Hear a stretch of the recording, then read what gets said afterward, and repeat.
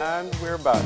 And if you're joining us right now, we're just getting our second conversation for this morning started. And we're shifting gears and we are talking all about forensic science. And to discuss that this morning, we've got Rochelle Cabral, who is a toxicologist, and we also have with us Gregory J. Williams, who is the president of the Caribbean Association of Forensic Science. And we're going to be speaking all about a virtual forensic science conference with the topic Bridging the Gap for the 21st Century. And we're going to learn all about that. So Rochelle and Gregory, good morning, and thank you so much for joining us. Hi, good morning, guys. Good morning, good morning. Good morning, Belize. All right. Well, it's great to have you on our show this morning.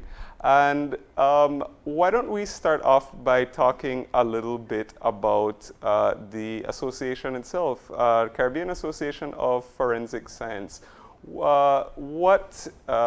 How long has the association been around, and what are some of the main goals and objectives that it tries to accomplish?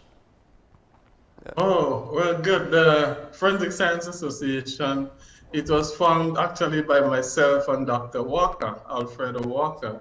That's way in 2012, but it really come to fruition, I would say roughly about 2015, 2016, when we had our first inaugural conference at the University of the West Indies. Okay. But this way, we saw the need to build this association because of the lack of forensic support in the Caribbean region. And we have a limitation in the region, so we had to find a way, to bring everybody together so our experts in the region can have a voice. Yeah. So we look at it here as an educational platform where all the scientists can gain knowledge, even the upcoming forensic expert can gain knowledge, our police officers, our nurses, doctors, so we saw a need for it. So we actually blend it also with the medical legal form also, so we can have a collaborative effort. So that's some of the main areas why we actually put the CAFs together, the Forensic Association. Let's talk about who are members of this group. Is it only forensic scientists? No, not actually, Mm-hmm. We have lay persons who just, interested in the forensic science and want to be a part, want to know what's going on, because of the way crime occurs today. Most people, they just want to know what happens. So you might be in a totally different field, but have the interest. So you comes in and be a part also of it. So it's not only for forensic scientists only. No, we take people from other professions also. Okay. And let's bring it over to Rochelle. Rochelle, you are Belize's forensic toxicologist. This is a very specialized skill that you have acquired. Tell us a bit about why you had that interest and what it feels like to have been the first in Belize. Well, Marlene, we've had history. I've done science with you in school, so I have been a science junkie. I've been a science junkie all my life. I started working at the Forensic Club in 2013, and while I was there, I realized that there is a gap in what we can provide in terms of justice in Belize. So I decided to specialize in toxicology. That is a specialized area where I not only work with living people, but I also am an integral part of post-mortem examinations. Okay. Every post-mortem examination, or I should say most of them, requires a toxicology analysis. And I realized that our country didn't have somebody that was specialized in that area. So I decided to go to UA in Jamaica, and that's where I met Gregory. He was one of my lecturers, along with the other co-founder, Dr. Walker. They both were lecturers in my forensic science courses that I did a couple of years ago. Okay. Now, yeah, that's a long way away from chemistry in high school, Rochelle. I got to say that much. It's so detailed. So talk about, where we are today. We'll talk with Belize and the region when it comes to capacity in forensics, because I'll generalize. I feel like everyone watches CSI and everyone watches all these crime shows. So we feel like there's this advanced technology, but how much of it is actually accessible to us here in Belize and in the region? Let's start with Belize. So I'll let Rochelle go first with Belize. Yeah. Tell us about the Belize context. Actually, we are very advanced. That's one of the misconceptions of what people have in Belize. We have one of the top of the line equipment in terms of ballistics and IBIS when it comes to gun related crimes. And actually, all of our machines, especially the ones that I use, are gold standards that are internationally accepted. So all of the work that we do are internationally accepted methods with machine that can confirm the presence or absence of substances. So we're pretty advanced. Currently we have 4 sections. Serology, which is also with DNA, ballistics, chemistry, and the unit that I was recently formed as a result of my studies, toxicology. So we have a lot of things that has been happening. And actually with the new government and our new minister, I know that he has committed to expanding our scope of analysis to not only include those 4 technical aspects, but to also improve on what we can do so far for forensics. One of our biggest recent achievements was with that Mason case. Yes. With that Mason. Yeah. That was one of our pivotal moments where you can see forensics actually came together, and we were successfully, integral in proving someone's guilt in a crime. Yeah, because it is. And so let me just, let's get to the Caribbean, because that provoked a thought there. But I told you the CSI nerd would come out, All right, so let me say for the Caribbean now, and this is our team for the conference. If we always say forensic science for the Caribbean, our forensic science in the Caribbean, bridging the gap for the 21st century. And that's where we realize, as we say, as Rochelle give a good account of Belize, but not all the Caribbean countries have the ability to host a forensic lab. And this is some of the, for example, the small islands. Like in Antigua Barbuda, we still don't have a forensic lab. In St. Vincent, there's none. Let me say in Grenada, there's no forensic lab either. So you can actually count on your fingers the amount of countries in the region that have forensic lab. Also Anguilla, they don't have a forensic lab, but they have little sections. And what we do now is the police forces carry the bulk of the weight in those regions, those small islands. And forensic science is vastly improving, just the same as crime. And to build the synergies around the region, around the Caribbean is better. For example, if Rochelle didn't say that, we would not have known what Belize have. So this is why we need to come together as one Caribbean. So if we need some expertise from Belize, we should be able to call on somebody in Belize and say, listen, we need a forensic toxicologist in Antigua, or we need one in St. Vincent, or we need one in Jamaica, etc. But this don't happen. So this is why the CAFS conference again, or the CAFS association was born. So we can build an expert list, so we can keep spreading and knowing what is available in our region, and how we can help the criminal justice system. Yeah. So that's what we really pushing and looking forward to, where we can actually have some success. The work of forensics, though, is very much tied to policy and legislation, because you can only work with samples that are collected or samples that must be collected as well. I'm thinking directly for you, Rochelle, and you can definitely weigh in on it there. If you don't get, let's say there's an accident, some of the samples are voluntarily provided. That's a very simple one. But having technology and expertise is one part, but there also has to be the systems in place to complement. How are we doing in that angle? in terms of our current legislation, you know that we don't force people to provide samples. You've heard in the news of people refusing to give samples, but we can only do what we can. So one of the hopes that the director of the forensic lab is doing actually is he's going over current legislation to update them and to include all of these loopholes that we know exist. So that's one of the things that we need to work on in Belize. We have archaic laws that were not well suited for current times and all the needs. So we're in the process of amending legislation that will help us to better get all the evidence that we need. Yeah. In terms of post-mortem examinations, most of the times I get all the samples that I need because we have well-equipped medical examiners that are able to know what samples to get and to send to the forensic lab. So we're working on it. The legislation is in making to get amended still. Yeah. Yeah, Gregory?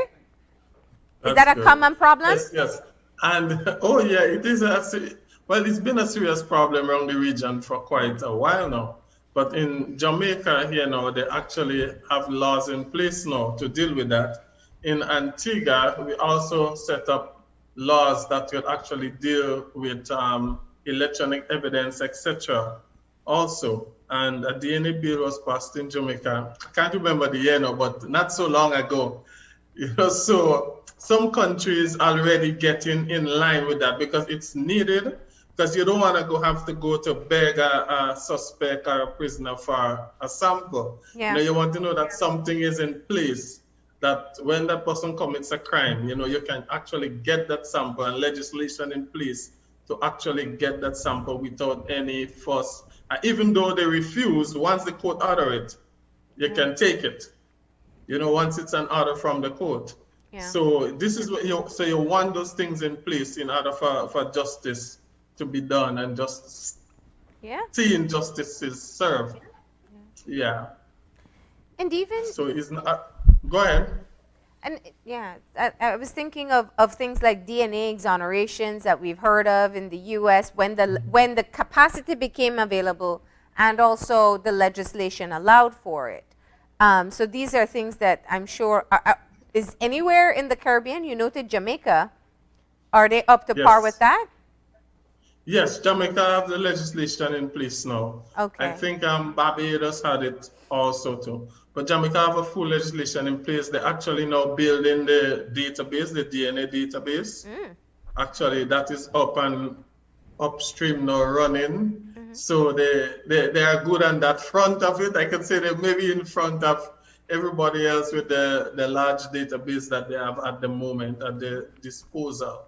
But some of the small islands, as I said, they don't share that same sentiments because, it's a difficult situation. And I said funding, and some governments, you have to depend on funding. As I always tell people, in the forensic world, the government can't do everything.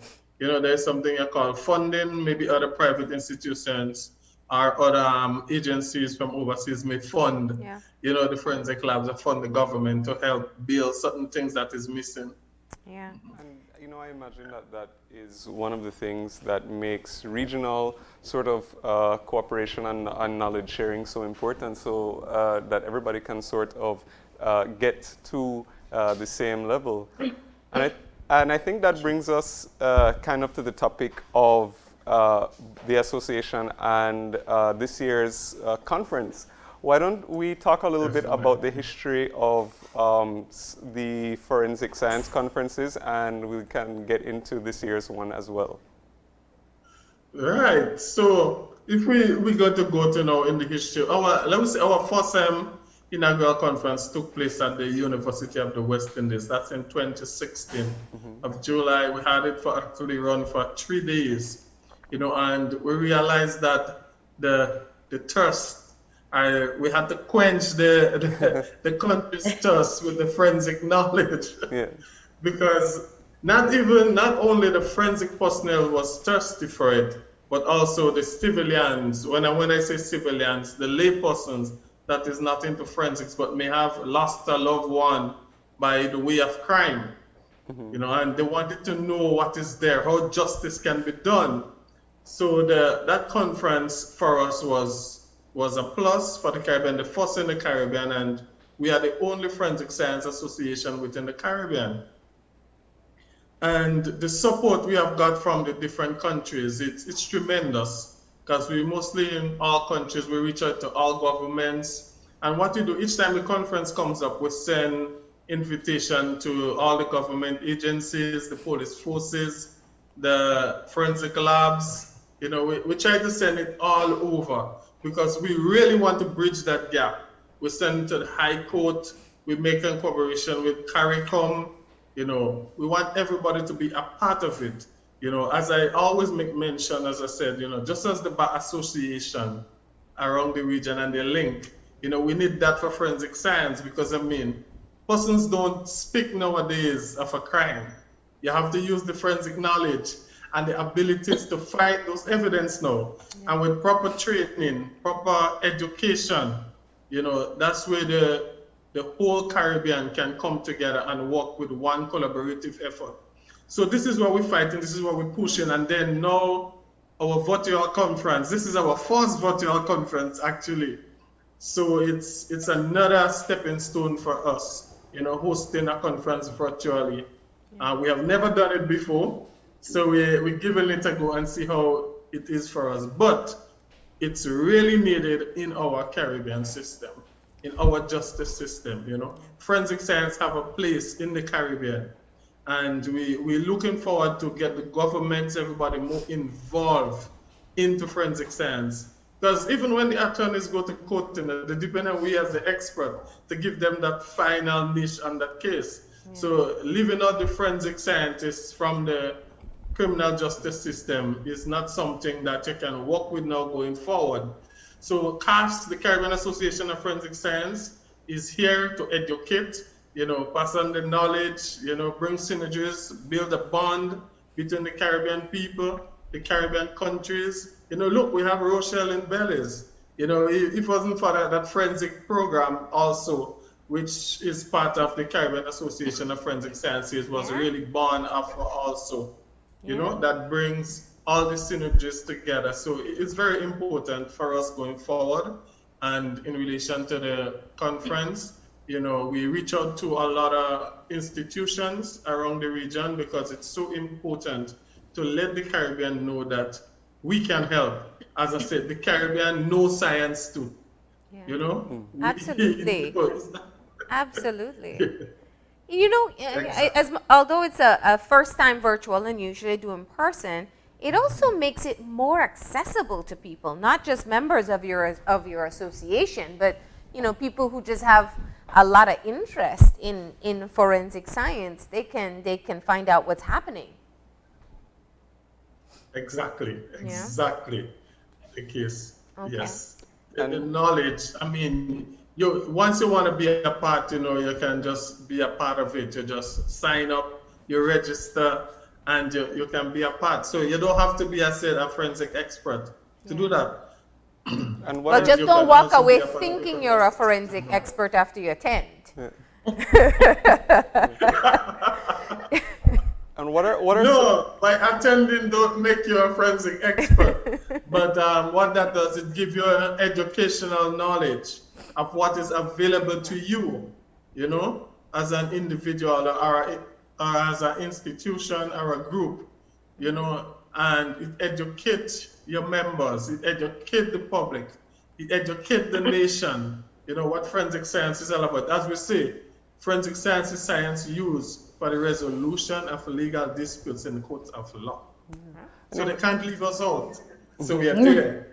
Yeah, and then that brings up what was going to be my next question. For those who might be interested in attending, what are some of the items on the agenda, or what are you looking forward to? Some of those topics which you think people might be interested, or particularly the knowledge might be nice to check out. Well, for example, toxicology, which is lacking in the Caribbean. And I bring that up first, because we have labs, but not most even labs have a toxicology section. So it's amazing. We have toxicology. we have crime scenes, and which is the mecca of forensic science. So crime scene investigation, without that, you don't have a forensic lab, and forensic science all started from the crime scene. So if everything messed up on the crime scene, then the people in the lab cannot work miracles, because everything comes from the crime scene to the lab, from the lab to the court. So it's important that the police officers also get that knowledge, and that accessible knowledge. So this is why we have crime scene investigations. We have fire examination, because that also is important. The firemen and firewomen who go out to investigate fire cases, that is important. We have forensic accounting, especially now in the pandemic. And what you have is that people using the online system now to fraud people, etc. And it gets worse now that everything is moving to online. So, so the deception, everything. So we have a forensic accounting session. We also have DNA analysis, which is the mecca to, as everybody know, and we have geographic mapping, that is mapping place like hotspots where crimes occur. You can use geographic mapping now to actually map out that crime scene, and pick hotspots using geographical locations and so on. A lot of people don't know that this exists, so we have a variety. We try to put in something, let me say, for every profession. We even have one on trafficking, human trafficking.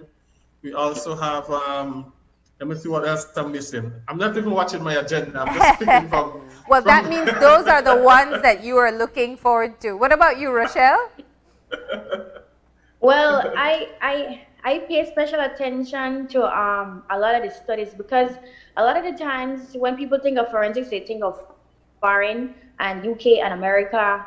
But I'm telling you, Belize and the Caribbean have done so many studies that people don't know about. So this is an opportunity for us to listen to all the things that people like us are doing. It's good to have a technical aspect from America or UK or Canada to assist with investigations. But remember, our culture is unique, our people is unique. So when we have an association and people that are coming together to do tests that are unique to our culture and our people, it's always a better way of encompassing skills and technicalities that will help us to solve crime. So I'm very excited to see all of the experiments and analysis that people like us are doing. So it's a good event. I would encourage everybody to sign up and attend. Rochelle. And just a little on what Rochelle said, she used the key. Listen, she driving the nail right home, and and for example, we have created some of our own research too for the first time in our region, because we even have research which is done on firearms, where we use a firearm marking machine to actually mark the bullets. Instead of the gun now, we mark the bullets. So we show the world how the bullets can be marked to control gun crimes. So whenever, let me say, a police officer or a criminal or something go out there, and if you use 20 rounds, that 20 rounds will be unique to you. Okay. So there's a marking, and so you could actually figure out, if your officers are involved in corruption, you give them 20 rounds of ammunition. That 20 rounds can be controlled by a special mark that we actually put. So that will be showcasing that research also, even entomology, using insects to solve crime. By our own Caribbean people, we'll be presenting those blood spatter analysts. Using blood to spatter solve crimes? That's what you said? Insects to solve crimes? Yes. Now you literally just open a whole can of worms there, man. And we have to start to wrap this up. But I mean, what you're saying is that we are doing some exceptional work, and that means, there's a lot that we can find out if we take the time to participate in things like the forum and to keep up to date with what we are doing in the region. Give us the details of the virtual forum and how people can participate. Okay, so they can, as we said, our flyer is out. We're on Instagram, we're on Twitter, we're on Facebook. We have our website, which is www.thefrensic.com, www.calfs.com. You will get all the information is there on our website. Also, and if you see it's all the information that you see, thecalfs.com, you will get to sign up. You can get a link up. You see all the social media sites. We're on all the social media sites known, we say that we can. We are on LinkedIn also, so you can find us on LinkedIn. You just look for the CAFS, and once the CAFS means the Caribbean Association of Forensic Sciences, so you just type in that www.thecafs.com, that's THE.CAFS.com, you will find us. Once you put that in, you'll find us everywhere. So, and you can just go on the website, sign up, you can even become a member, and we're encouraging the whole of Belize also. We know Rochelle is our rep, is our Belize rep, to push our association from the Belize side, because we try to get a connection in every country that persons could communicate with, so, right. And this is our first step of building the association, so that is tremendous. Yeah, so that's how people can reach us. All right. And it's tomorrow and Friday and Saturday. And Saturday. Yeah. Yes, it's the 16th and 17th, starting, let us say, Jamaica time is 8 o'clock. The Eastern Caribbean time is roughly 9 o'clock. Rochelle, what's your time in Belize? That will be 7 o'clock your time? Yes, it should be 7. Okay. All right. So early morning, but definitely worth it to learn something new. Thank you both for joining us today and for letting us know what's happening in the Caribbean and about your upcoming forum. Thank you very much, and it's a pleasure to be here. All right. Thank you for having us, Marlene. Have a good day. Okay. All All right. right. So yeah, you heard all about it. So if you are interested, you can find them on various places, but you can look up the website if you're interested in taking part in tomorrow and Saturday's virtual forensic science conference. Right.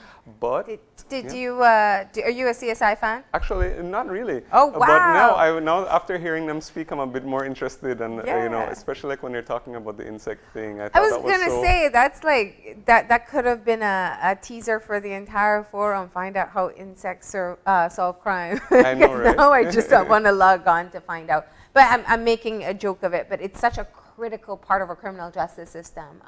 Being able to use the details of science, the evidence gathered from the scene, to be able to present in court and ensure that justice is served on persons who commit commit crime. So it's so important that we are able to know what's happening in the region, and we do encourage you, if you have even the slightest interest, to participate as well. Yeah, absolutely. But of course, we do have to take a break right now. And when we come back, we're going to be speaking with a local clothing designer, and we're going to get to learn all about him and the work that he does. So please stay tuned, and we'll be right back.